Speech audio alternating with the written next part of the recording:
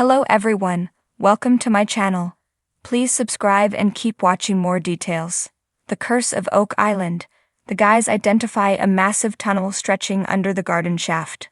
The Curse of Oak Island Season 11, Episode 2 saw the team locate and start to map a lengthy tunnel under the garden shaft, which the guys hope will lead to a secret treasure vault. Last week, the borehole drill team hit wood, indicating a structure at approximately 97 feet a little bit to the west of the garden shaft. The guys suspected it was part of the same void or tunnel they encountered at the end of Season 10. This week, the Fellowship of the Dig decided to think outside the box and drill a borehole east of the garden shaft, an area they had not previously explored. Some fans may wonder why the guys were drilling east of the shaft when Dr. Ian Spooner said the precious metals were mainly located on the west side in the Baby Blob. Well, Ian and his colleague, Fred Michael, have since updated their theory, stating the treasure was likely within a 20-foot radius of the shaft. Also, the Dumas Mining Company is still waiting on a permit to begin expanding operations at the bottom of the garden shaft, so it makes sense for the guys to explore the area around the shaft, so the miners have a clear target when they return. Oak Island team located a tunnel east of garden shaft. With that in mind, the team began digging borehole DIN 5 and 26.5 in fresh ground a few feet to the east, and at just over 100 feet, they started hitting loose, disturbed soil, which soon revealed multiple pieces of wood. This wood was found at roughly the same elevation and in alignment with the same wood found to the west, suggesting that this is one very large tunnel that runs underneath the garden shaft.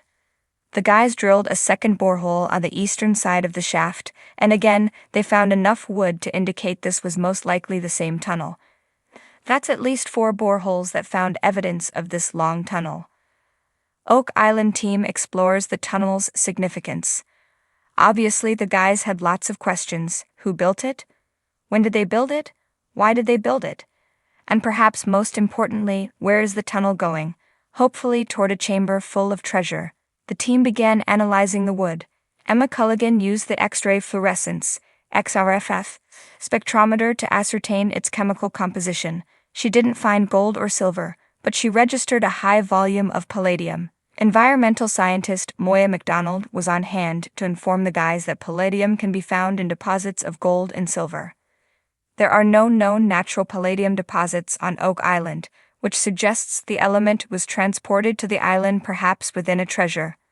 The next step is to get the wood carbon-14 dated, telling us if this is a searcher or a depositor tunnel. Unfortunately, we will have to wait at least another episode until we learn the dates. But it's great that the guys are making such rapid progress after only 2 episodes of the new season. Beneath the rolling mists and wind-swept trees of Oak Island, the air was thick with anticipation. The garden shaft, a once-forgotten relic of past treasure hunters' desperate attempts, had proven to be more than just an overgrown reminder of failed dreams. It now stood as the epicenter of renewed hope, thanks to a recent discovery that seemed poised to change the course of their search forever. The Curse of Oak Island, the elusive mystery, the whispered legends of treasure, had never felt closer to resolution. Rick and Marty Lagina stood at the edge of the shaft, staring down into the depths, their faces a mixture of awe and caution. The rumble of machinery hummed in the background as the team prepared for the next stage of exploration. For years they had dug, scanned, and drilled. For years they had come close to something extraordinary, only for the island to keep its secrets locked away, just out of reach. But this time felt different. "Do you see it?" Marty asked, his voice tight with disbelief. Rick nodded slowly, his eyes tracing the dark contours visible on the sonar image.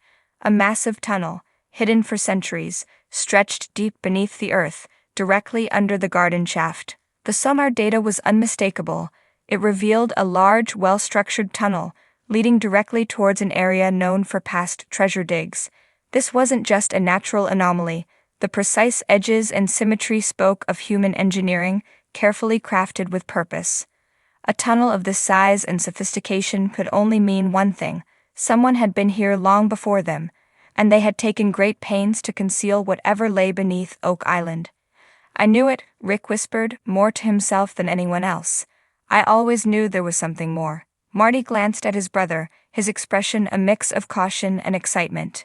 "We've seen a lot of tunnels before, Rick, but if this is what we think it is, this could be the big one. This could lead us to the vault." The vault. The word hung in the air, almost reverently.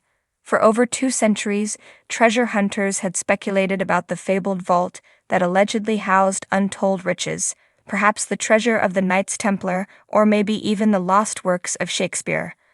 Oak Island had swallowed fortunes, lives, and dreams in its pursuit, but now, it seemed to be offering up one final clue.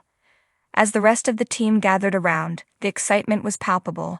Gary Drayton, metal detector in hand, let out a low whistle.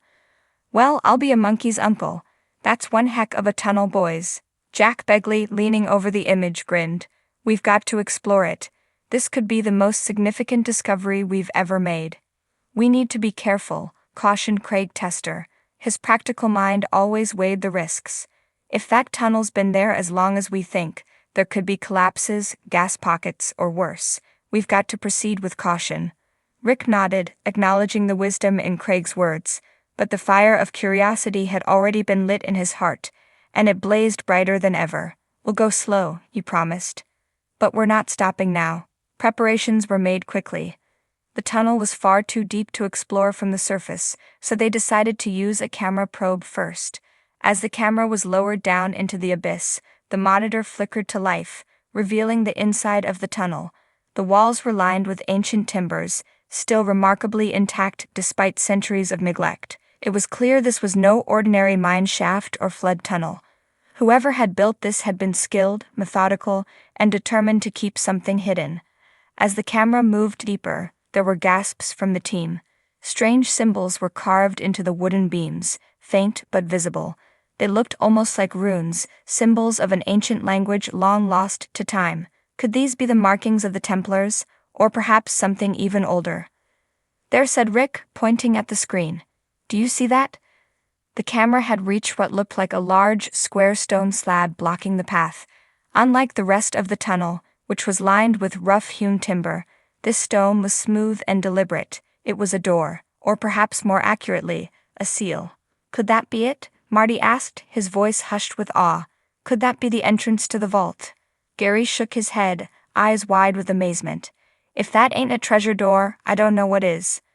The room was silent for a moment as the weight of the discovery sank in. For years they had chased shadows, digging in the wrong places, uncovering tantalizing fragments of history, but never the treasure itself. And now, beneath the garden shaft, lay what could be the final piece of the puzzle. "We're going to need to excavate that," Craig said, breaking the silence. "And we need to make sure we do it right. This isn't just about gold or silver. This is history." Marty nodded in agreement, already thinking about the logistics.